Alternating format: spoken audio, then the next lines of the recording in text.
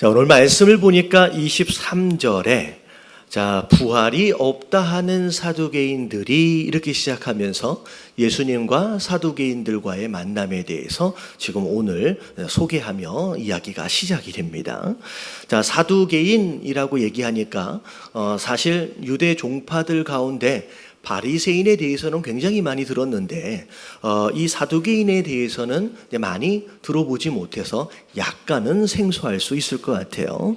자, 이 사두개인에 대해서 잠시 좀 소개를 드리면 주로 예수님께서 바리새인을 향하여 그들의 외식에 대하여 굉장히 책망을 많이 하셨기 때문에 이 바리새인이 좀 나쁜 종류의 사람이다라고 하는 인식들이 좀 있어요. 근데 사두개인에 대한 내용들이 별로 없어가지고 비교적 사두개인이 바리새인들보다는 괜찮은 사람일까 싶은 그런 생각을 할 수도 있을 것 같습니다. 근데 자, 이 사두개인의 기원과 그들의 신앙의 모습들을 좀 살펴보면 자, 이들이 어떻게 생겨난 종파냐?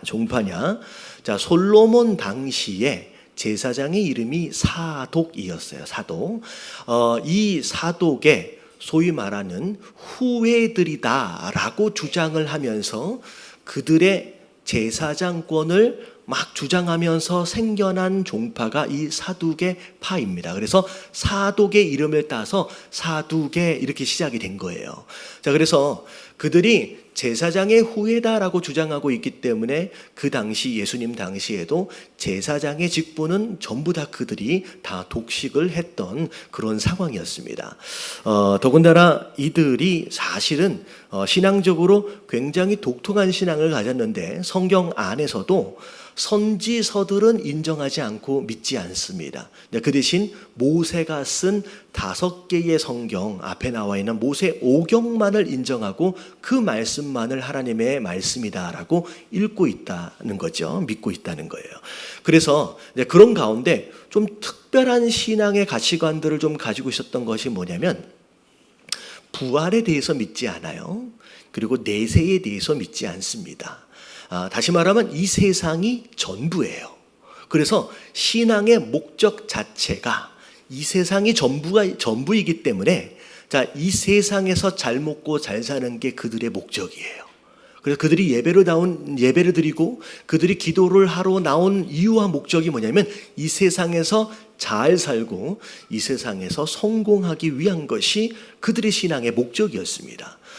왜냐하면 이후의 삶이 아예 없기 때문에 이후의 삶이 더군다나 그런 신앙의 삶을 살고 있었기 때문에 그들이 잘 먹고 잘 살기 위해서 선택한 방법이 뭐냐면 그때 당시에는 유대인들이 로마의 식민지 지배를 받고 있었어요.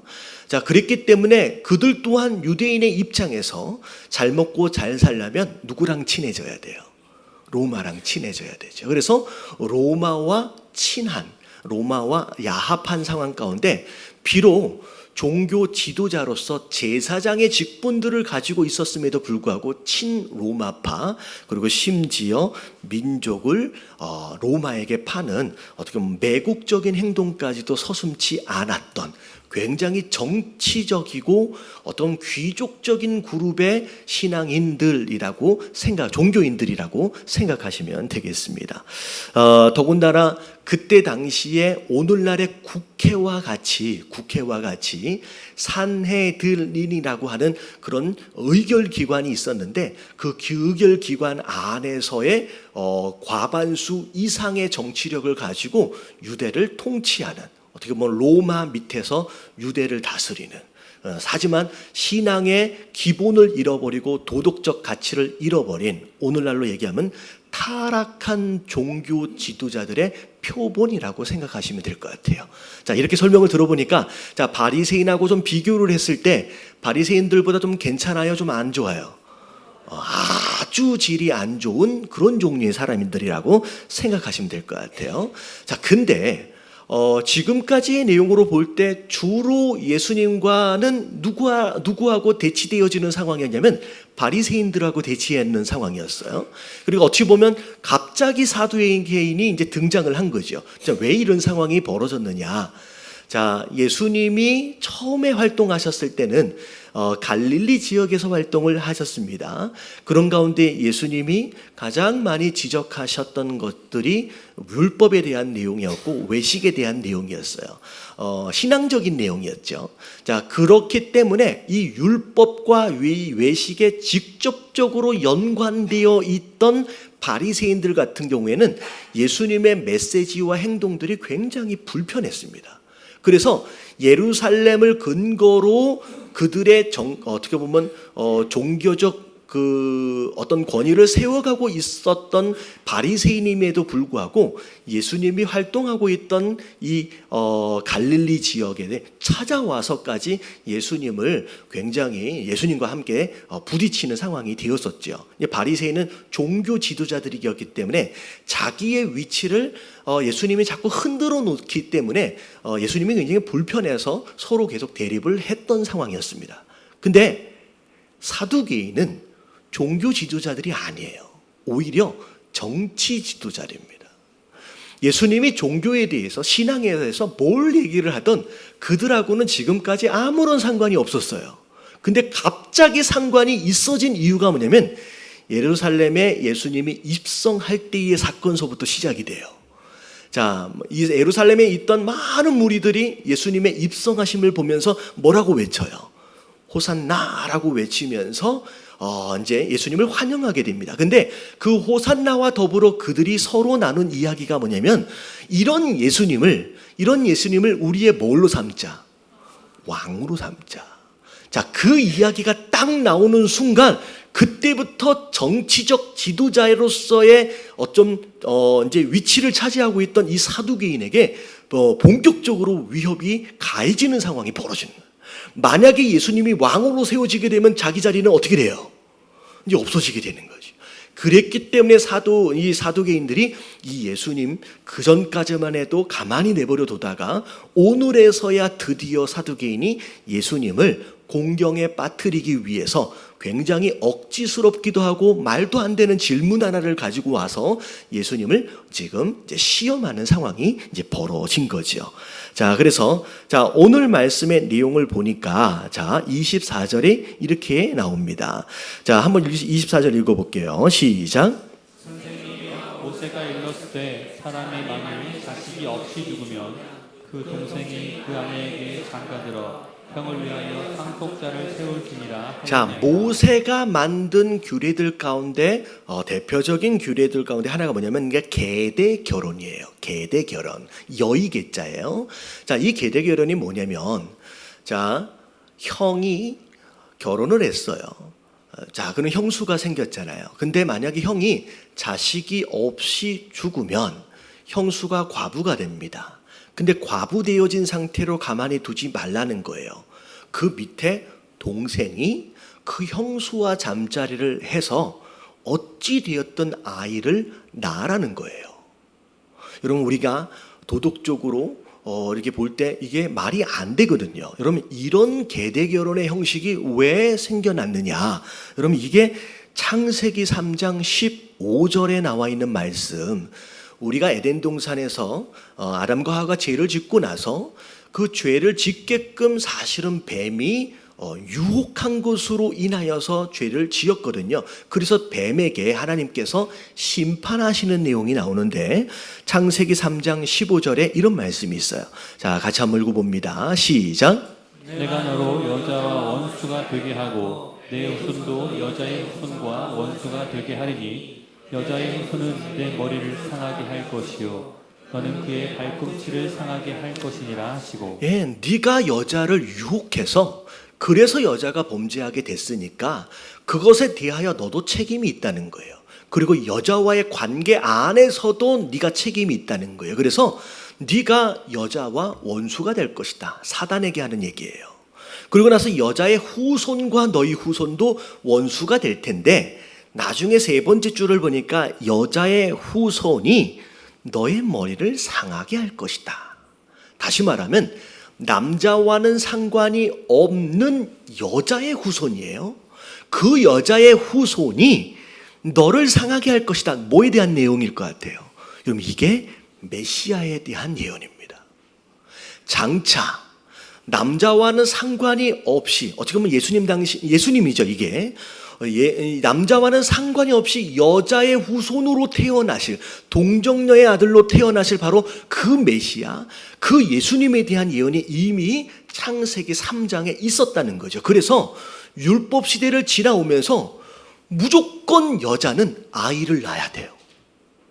왜냐하면 여자의 후손이 메시아가 되기 때문에 여자는 무조건 아이를 낳아야 됩니다. 그래서 만약에 형이 죽어서 아이를 못 낳게 되면 그 형수가 여자잖아요. 만약에 아이를 못 낳는 상황으로 인하여서 그 메시아가 너 때문에 태어나지 못하면 안 되기 때문에 무조건 아이를 낳아야 될 책임이 유대인에게서는 있는 거예요. 그래서 동생까지 들어가서라도 그 아이를 낳게끔 해라 라고 해서 이 계대의 결혼이 형성이 된 겁니다. 자, 근데 오늘 이 율법에 대한 내용을 가지고 시비를 거는 게 뭐냐면, 그 밑을 보니까 우리 중에 7 형제가 있는 사람이 있대요. 이 얘기를 딱 들어보니까 무슨 내용을 얘기할지가 딱 감이 오지요. 첫째 형이 결혼을 했는데 자식이 없이 죽어버렸어요. 그랬더니 어떻게 해야 돼요? 동생이 들어갔죠. 근데 이 동생도 자식이 없이 죽어버린 거예요. 그리고 셋째가 들어갔는데, 넷째가 들어갔는데, 심지어 몇째까지 들어갔어요. 7째 막내까지 다 들어갔는데 자식이 없이 죽고, 심지어 누구까지 죽었대요? 그 여자까지도 죽어버린 거예요. 자, 그리고 나서 하는 얘기가 뭐냐면, 만약에 유대인들이 믿는 것처럼 부활이 있다라고 한다면 나중에 부활을 했을 때 이 여자는 누가 남편이 되겠느냐는 거예요. 아니죠. 이 여자는 누구를 남편 삼을 수 있겠느냐는 거죠. 자, 이런 질문을 가지고 부활이 없다라고 하는 것을 나름대로 주장해 보고 싶은 의도에서 이 질문을 만든 겁니다.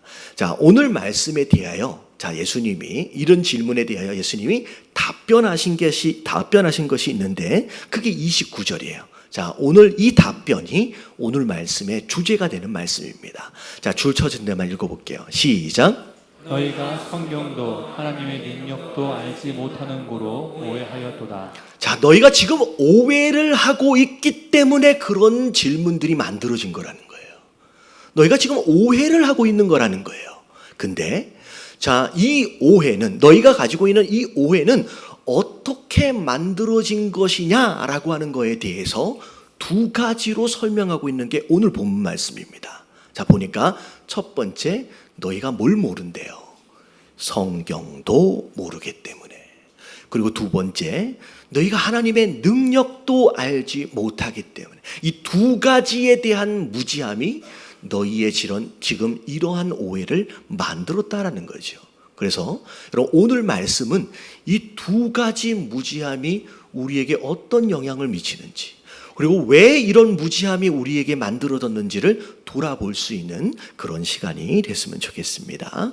자, 첫 번째입니다. 자, 1번 첫 번째 무지함, 다 같이 시작. 성경에 대한 무지함이 오해를 가져온다. 자, 첫 번째 29절에 너희가 성경에 대하여 알지 못하기 때문에 오해가 만들어졌다는 거예요. 사실 여러분, 이런 성경에 대한 무지함이 사두개인됨을 만들었습니다. 다시 말하면 사두개인처럼 이런 오해에 빠지지 않으려면 여러분, 우리가 절대 성경에 대하여 무지하면 안 된다는 거예요. 여러분, 이 무지함을 우리가 잘 들여다봤는데, 여러분, 왜 우리가 성경에 대해서 무지해지는지에 대한 이유를 3가지를 생각을 해보면, 자, 첫 번째, 너무 간단한 얘기예요. 왜 성경에 대해서 무지해요? 첫 번째, 1번 시작. 성경을 보지 않는다. 여러분, 너무 당연하죠. 여러분, 하나님의 말씀 성경을 보지 않고 읽지 않으면요, 그럼 당연히 무지해지고 무식해질 수밖에 없다라는 거예요. 여러분, 많은 사람들이요, 여러분, 하나님에 대하여 오해합니다.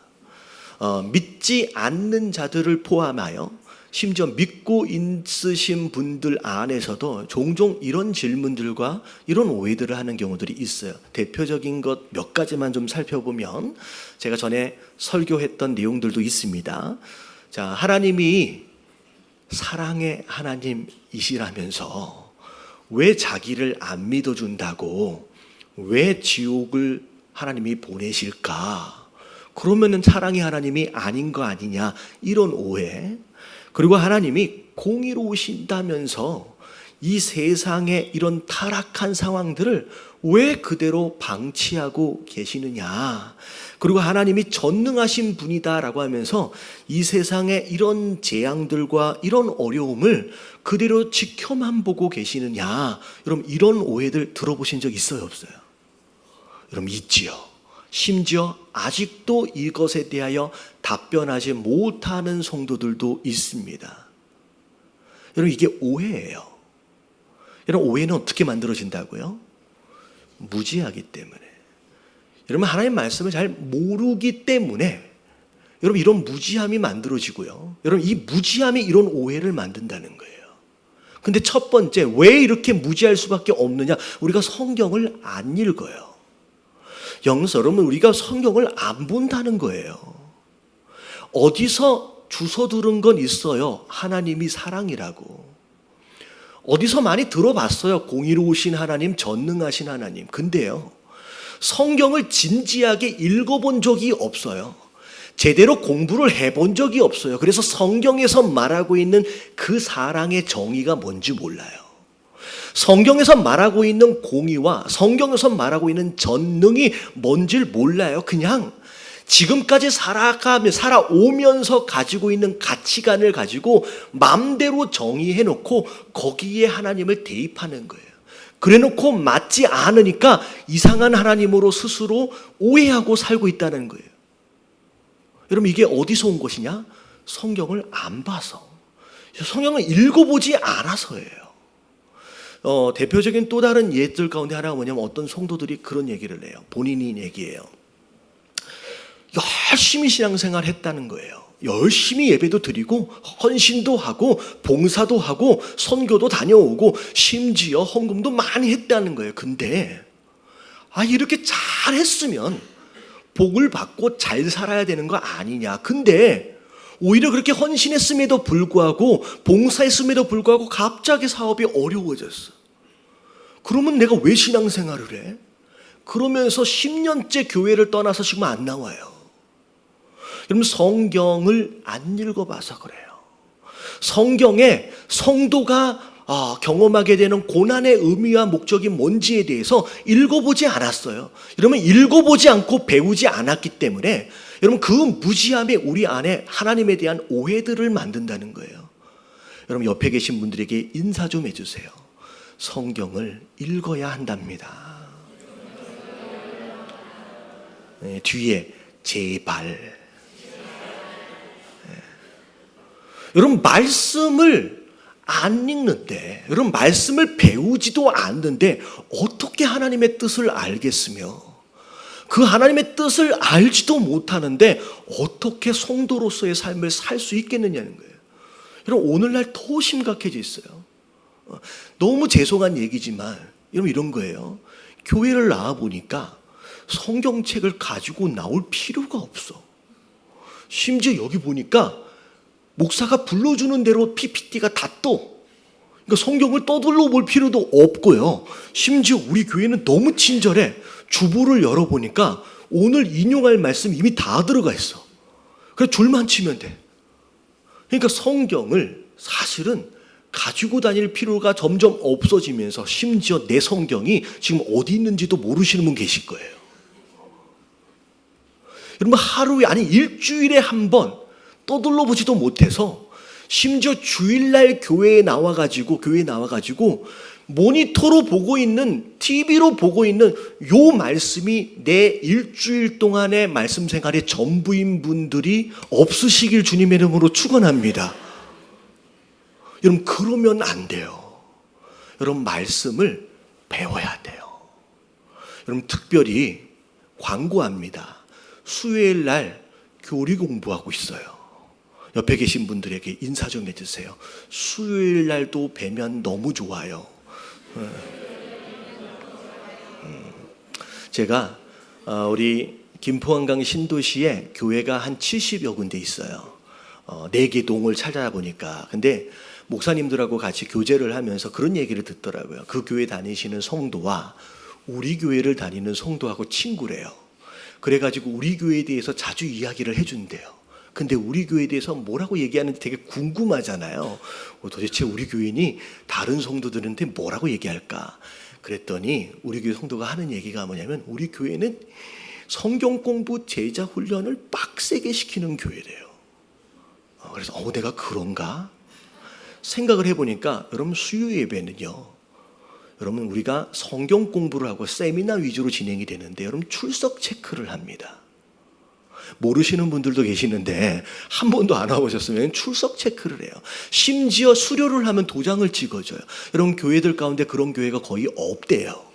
근데 제 생각에 그런 거예요. 여러분 수요일날 예배 나오는 게 쉬워요, 어려워요? 자, 제가 질문을 한 거예요. 수요일날 예배 나오는 게 쉬워요, 어려워요? 정말로 어려워요. 그래서 출석 체크를 하는 거예요.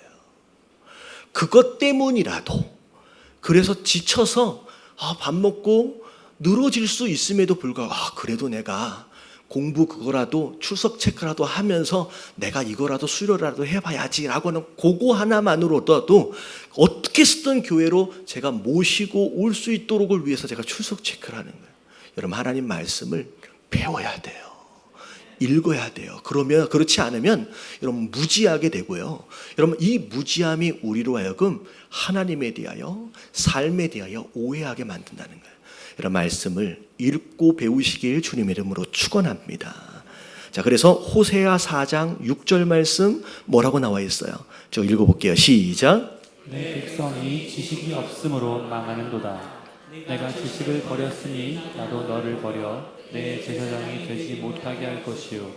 나도 내 하나님의 율법을 잊었으니 나도 내 자녀들을 잊어버리리라. 네, 지식이 없으니까 망한대요.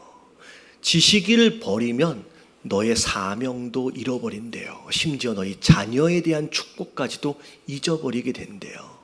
여러분 깨달아지시길 주님의 이름으로 축원합니다. 자, 말씀에 대하여 우리가 무지해지는 두 번째 원인이 뭐냐? 자, 2번 같이 한번 읽어볼게요. 시작. 성경을 편식하고 있다. 자, 읽기는 읽는데 보기도 보는데 편식해요. 마치 오늘 사두개인은 구약 성경 안에서 다른 말씀은 다 안 봐요. 딱 뭐만 봐요? 모세오경만 봐요. 자기 마음에 드는 말씀만 딱 집중해서 보는 거예요. 여러분 편식하면 병드는 거예요. 음식을 먹을 때 내 입맛에 맞는 거, 내 혀에 맞는 것만 먹기 시작하면 여러분 영양의 불균형으로 인하여 병들기 시작하는 것처럼 여러분 영적으로도 마찬가지예요. 그래서 내가 좋아하고 내가 소화하기 편한 말씀만을 자꾸 먹다 보면 이 영적으로도 여러분 영양의 불균형으로 인하여서 우리의 건강이 깨질 수 있다는 거예요. 그래서 성경에서 뭐라고 말씀하시냐면 골고루 다 먹으라는 거예요. 네가 먹고 듣는 데 있어서 편안하게 소화할 수 있는, 어떻게 보면 즐겨할 수 있는 축복에 대한 내용이라든지 위로에 대한 내용이라든지 성공에 대한 내용, 여러분 이런 것만이 아니라 좀 씹어야 되고 좀 소화하는데 부담이 될 수 있는 그런 말씀일지라도 네가 먹으라는 말씀을 하고 계시는. 그래서 히브리서 5장 12절부터 14절까지의 말씀을 보면, 자 12절 말씀만 읽어볼게요. 시작.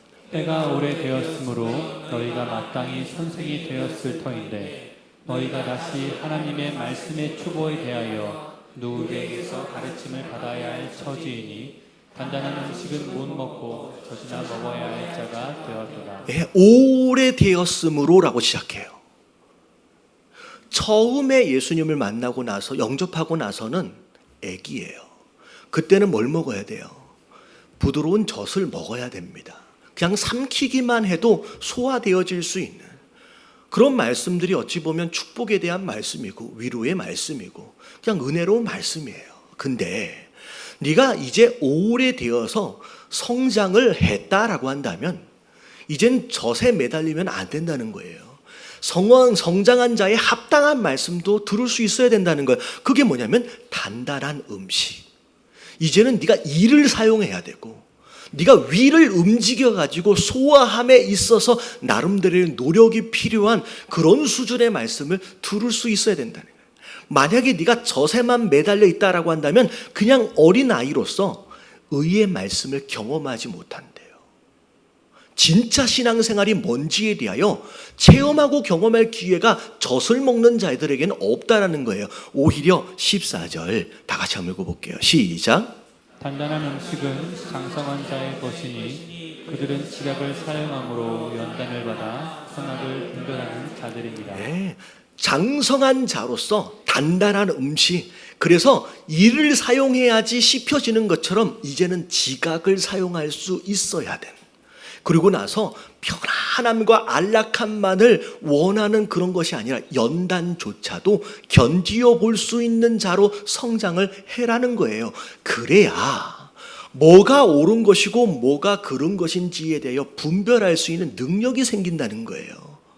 여러분, 이런 분별력이 없으니까 조금만 어려우면 시험 들고요, 조금만 내 마음대로 안 되면 삐지고요, 넘어지고 자빠지고의 삶을 어린아이들처럼 계속 반복할 수밖에 없다는 거예요. 그래서 하나님 말씀은요, 내가 듣기 편하고 좋은 말씀만이 아니라 비록 조금 거북스럽고 불편하더라도 여러분 그 말씀도 우리가 이를 사용해서 먹고 소화시킬 수 있어야 된다는 거예요. 여러분 깨달아지시길 주님의 이름으로 축원합니다. 회개하라. 왜 이런 말씀 또 하실까? 헌신하라. 선교 가야 되고 헌금해라. 왜 이런 말씀 또? 여러분 그게 아니라는 거예요. 이것도 먹을 수 있어야 된다는 거예요. 그래서 저희 교회는 가능하면 주제 설교하지 않아요. 주제를 정해놓고 설교를 계속 반복하다 보면 목사도 사람인지라 전하기 편한 말씀으로 기울어지기 시작해요. 그래서 1년, 2년, 3년 지나다 보면 나중에는 목사가 정해놓은 말씀만, 정해놓은 주제를 가지고서만 계속 강단에서 선포를 합니다. 그러면 계속 편식할 수밖에 없는 상태로 만들어가는 거예요. 그래서 저희 교회는 어떻게 해서든 강해 설교로 시작하면 끝까지 한 구절도 놓치지 않고 전부 다 설교를 하는 이유가 뭐냐면 우리가 말씀을 다 먹어야 되기 때문에. 여러분 말씀을 쭉 이어가는 가운데 여러분 골라내지 마시고, 마치 아이들이 콩 골라내고 시금치 안 먹는 것처럼 골라내지 마시고 정말 꼼꼼하게 증거되어지는 이 말씀을 정말 하나도 빠짐없이 다 섭취하실 수 있는 저와 여러분들 되시길 주님의 이름으로 축원합니다. 네. 여러분 편식하면 무지해져요. 자, 세 번째 같이 한번 읽어볼게요. 시작. 자기 소명의 조짐으로 성경을 본다. 자, 이게 무슨 뜻이냐? 자, 부활을 믿지 않는 이 사두개인, 그런 나름대로 질문을 만들어서 예수님을 공격했습니다. 자, 근데 예수님의 답변이 이 32절에 나오는데 예수님의 답변의 모습을 보면 나는 아브라함의 하나님이요 이삭의 하나님이요 야곱의 하나님이라 라고 구약의 모세오경 안에 출애굽기에 나와 있는 그 말씀을 인용해서 이 문제를 풀어내셨어요. 자, 이 출애굽기의 말씀이 모세오경 안에 있는 말씀이에요. 다시 말하면 사두개인이 읽고 있는 말씀이에요, 읽지 않는 말씀이에요? 그러면 그들이 충분히 읽고 보고 배우고 있는 말씀입니다. 그들이 유일하게 하나님의 말씀이라고 인정하고 있는 그 말씀이에요. 근데 그 모세오경을 그렇게 보고 배웠음에도 불구하고 요 안에 숨어있는 진짜 의미를 그들이 봐요, 못 봐요? 보지 못해요. 보지 못하는 이유가 뭐냐면 자기 머리 안에 부활이 없다라고 있는 자기 소견이 이미 들어와 버렸어요. 그래서 자기 소견을 가지고 자기 세계관과 자기 가치관을 가지고 성경을 보니 보고 싶은 것만 보이는 거예요.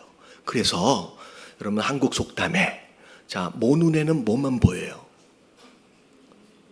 네, 멍멍이 눈에는 뭐만 보인다고 가지고 있는 그 생각이 이미 이 안에 딱 들어와 버리면 그 다음부터는 자기가 보고 싶은 것만 보이는 거예요.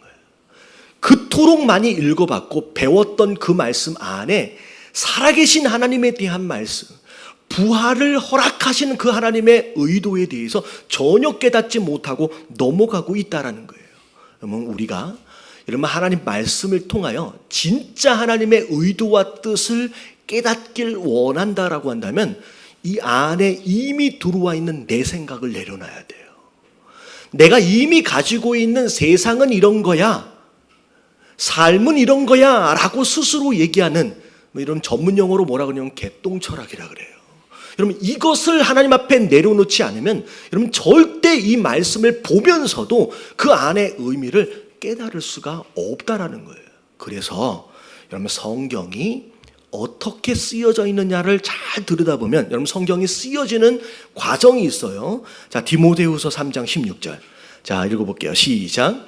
모든 성경은 하나님의 감동으로 된 것으로 교훈과 책망과 바르게 함과 의로 교육하기에 유익하니. 여러분 성경이 쓰여질 때의 상황을 하나님의 감동으로 쓰여진 것이다. 자, 베드로후서 1장 21절 읽어볼게요. 자, 시작. 예언은 언제든지 사람의 뜻으로 낸 것이 아니요 오직 성령의 감동하심을 받은 사람들이 하나님께 받아 말한 것입니다. 네, 사람의 가치관을 가지고 사람의 소견을 가지고 기록된 것이 아니다. 성령의 감동하심으로 쓰여진 것이라는 거예요. 그래서 그렇게 쓰여진 성경이기 때문에 읽는 자도 자기의 뜻을 가지고 읽으면 보이지 않아요. 그래서 이 성경의 뜻을 이해하려면 자, 고린도전서 2장 13절에 어떻게 읽어야 되는지를 설명하고 있어요. 자, 다 같이 한번 읽어봅니다. 시작. 우리가 이것을 말하거니와 사람의 지혜가 가르친 말로 아니하고 오직 성령께서 가르치신 것으로 하니 영적인 일은 영적인 것으로 분별합니다. 여러분 영적으로 쓰여진 책이기 때문에 여러분 반드시 우리가 자기 소견이 아닌 여러분 성령의 조명하심으로 인하여 성경을 볼 수 있게 되길 주님의 이름으로 축원합니다. 내 소견을 가지고 내 가치관을 고집을 부리면 여러분 아무리 100번을 읽어도 여러분 그 안에 하나님의 뜻이 보이지 않는 거예요. 그럼 결국은 읽었지만 100번을 통독을 했지만 그럼에도 불구하고 성경에 대하여 무지한 자가 될 수밖에 없다라는 거예요. 여러분 이 무지함을 여러분 극복하셔야 됩니다. 그래서 말씀을 보시고 편식하지 마시고 여러분 내 뜻을 내려놓고 하나님의 성령 하나님의 조명하심으로 말씀을 들여다보심으로 말미암아 여러분 하나님에 대하여 오해하지 않고 여러분 하나님의 뜻에 대하여 오해하지 않는 저와 여러분들 되시길 주님의 이름으로 축원합니다. 자, 이 첫 번째 성경에 대한 무지함이 오해를 만들었고, 자, 두 번째, 자, 뭐에 대한 무지함이 있느냐? 자, 이것은 좀 비교적 짧습니다. 자, 같이 한번 읽어볼게요. 시작. 하나님의 능력에 대한 무지함이 오해를 가져온다. 자, 뭘 무지했어요? 뭐에 대해서? 하나님의 능력. 그래서 29절에 너희가 하나님의 능력에 대하여 알지 못하기 때문에 오해했다는 거예요. 왜냐하면 사두개인은 그런 마음이 있는 거예요. 죽은 자가 어떻게 살아나? 죽었으면 끝이지. 다시 말하면 불가능하다라고 하는 나름대로의 합리적인 근거 아래서 부활은 없다라는 결과를 만들어버린 거예요. 다시 말하면 죽은 자마저도 살리실 수 있는 능력이 하나님께 있다라고 하는 그 하나님의 전능하심에 대하여 믿지 않고 있기 때문에 이런 결론이 나와버렸다는 거예요. 여러분 우리의 삶도 마찬가지예요. 여러분 하나님의 능력에 대해서 얼마나 신뢰하고 있느냐가 우리가 삶에 대한 태도와 자세를 바꿀 수 있어요. 자, 우리가 하나님 어떤 분이세요? 하나님 능력이 많으신 분, 전능하신 분. 하나님의 능력에 대하여 보통 설명을 하려고 성경 구절을 찾으면 어떤 구절이 찾아져요? 하나님의 능력. 와, 그래서 뭐 할 수 있거든이 무슨 말이냐? 뭐예요? 믿는 자에게는 능치 못할 일이 없을 것이다. 막 그런 구절도 있고요. 그리고 겨자씨 하나만한 믿음만 있어도 뭐 어떻게 된대요? 산을 보고 바다에 던져지라고 하면 던져진대요. 산도 옮긴대요. 이것만 믿으면, 이게 믿음만 있으면 하나님이 그런 능력을 행하실 수 있다는 거예요. 근데 성경에 그 하나님의 전능하심에 대하여 수백 가지, 수천 가지의 구절들로 하나님의 전능하심을 설명하고 있지만 이런 딱 한 구절로 사실 모든 것에 대하여 한마디로 대답할 수 있어요. 그럼 성경 안에 하나님의 능력에 대해서 설명하고 있는 가장 중요한 구절, 딱 한 구절을 뽑으라 그러면 어떤 구절이 있을까요? 할렐루야. 창세기 1장 1절. 같이 한번 읽어볼게요. 시작. 태초에 하나님이 천지를 창조하시니라. 하나님이요, 세상을 그냥 만드셨대요. 이러면 이 말씀이 끝이에요. 하나님 능력에 대해서. 내가 만든 세상이라는 거예요. 내가 만든 세상이라는 거예요. 여러분, 이 말만큼 확실한 말씀이 없어요. 어디 있어요? 성경을 들여다보는 많은 사람들 가운데, 믿지 않는 분들 가운데 그런 얘기를 해요. 어떻게 바다가 갈라져 가지고 양쪽에 벽이 돼서 그 사이로 어떻게 건너가? 어떻게 물 위를 예수님이 걸어? 말도 안 돼. 여러분, 근데요, 여러분, 그 바다를 누가 만드셨어요? 여러분, 하나님 만드셨어요. 여러분, 바다를 만드신 분에게 그 위를 걷는 것과 가르시는 것이 그렇게 어려운 걸까요? 여러분, 아니죠. 여러분, 누워서 떡 먹기 그냥 식은 죽 먹기예요. 여러분, 정말로 쉬운 거예요. 그분이 그냥 만드셨다라고 하는 거예요. 여러분, 우리 인생도 마찬가지예요. 정말 이 문제를 어떻게 해결할까? 정말 이 어려움을 어떻게 극복할까? 대책이 없어요. 근데요, 잘 생각해 보세요. 여러분, 우리 인생을 계획하신 분이 하나님이고요. 여러분, 우리 인생을 설계하신 분이 하나님이에요. 여러분, 우리 인생을 만드신 분이 하나님이세요. 그 하나님이 우리 인생의 요만한 문제를 못 해결한다고요? 여러분, 그게 말이 안 되잖아요. 여러분, 하나님의 창조하심을 여러분 믿으시는 저와 여러분들 되시길 주님의 이름으로 축원합니다. 그래서 다윗이 하나님을 찬양할 때 다윗이 하나님께 나아가면서 간구하면서 하는 얘기가 뭐냐면, 하나님을 내가 만난 요만한 문제 정도를 해결해 줄 수 있는 그런 요술램프 지니로 정도 생각하는 게 아니라 창조주 하나님을 먼저 고백해요. 그 창조주 하나님 아래에서 내 문제는 아무것도 아닌 거예요. 여러분, 이 창조주 하나님에 대한 신앙이 여러분 내 마음 가운데 들어오면요, 내가 이 땅을 살아감에 있어서의 태도와 자세가 달라질 수 있어요. 여러분, 당당하게 살아갈 수 있는 저와 여러분들 되시길 주님의 이름으로 축원합니다. 여러분, 그분이 우리의 아버지시라잖아요. 아버지라고 부르시라고 말씀하시잖아요. 여러분, 그분을 우리 아버지 삼은 자다라고 한다면 여러분, 당당하게 여러분 용기 있게 살아가시는 저와 여러분들 되시길 주님의 이름으로 축원합니다. 자, 마지막으로 제가 수학 문제 하나를 드릴 거예요. 자, 이 수학 문제로 여러분들이 푸셔야 돼요. 자, 주보에 나와 있는데, 자, 앞에, 자, 100 빼기 1. 자, 두 번째 문제가 0 더하기 1. 자, 답이 뭘까요? 자, 100 빼기 1. 수학적으로 산수로 얘기하면 99겠죠. 그리고 0 더하기 1은 1이겠죠. 이걸 답이라고 제가 얘기를 하지는 않겠죠. 여러분, 이 공식을 사실 오늘 이 공식 하나만 기억해도 여러분 대박이에요. 자, 이게 무슨 뜻이냐? 모든 걸 다 가지고 있는 것처럼 느껴질지라도 그분 한 분이 없으면 나는 제로예요. 나는 아무것도 가진 게 없는 거예요. 하지만 아무것도 가진 게 없다라고 할지라도 그분 한 분만 있으면 난 다 가진 거예요. 왜냐하면 그분이 창조주 하나님이시기 때문에. 여러분, 이게 우리가 우리 인생 공식 안에 대입할 수 있는 여러분 어마어마한 특권입니다.